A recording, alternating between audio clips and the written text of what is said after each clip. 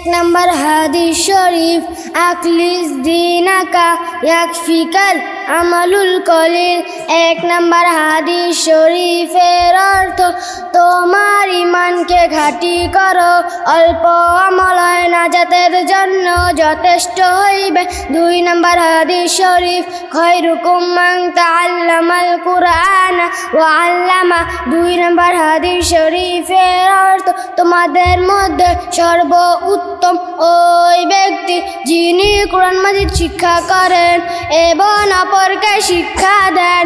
তিন নম্বর হাদিস শরীফ, তলাবুল ইলমি ফরিদাতুন আলা কুল্লি মুসলিম।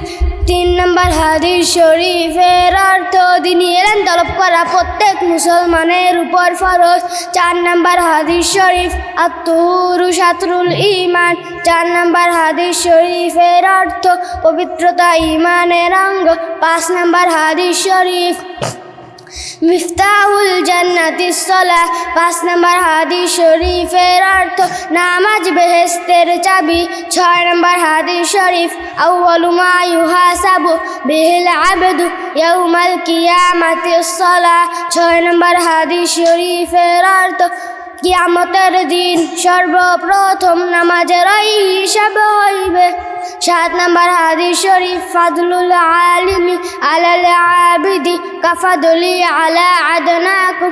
সাত নম্বর হাদিস শরীফের অর্থ, তোমাদের মধ্যে সর্বাপেক্ষা ছোট ব্যক্তি হইতে আমার মতবা যত বড়, বেলেম আবেদের চেয়ে একজন খাঁটি আলেমের মতবা তত বড়।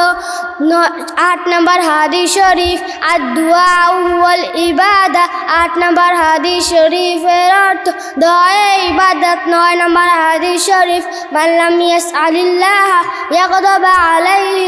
নয় নম্বর হাদিস শরীফের অর্থ, যে ব্যক্তি আল্লাহ তাআলার নিকট দোয়া করে না, আল্লাহ তাআলা তাহার উপর রাগান্বিত হন।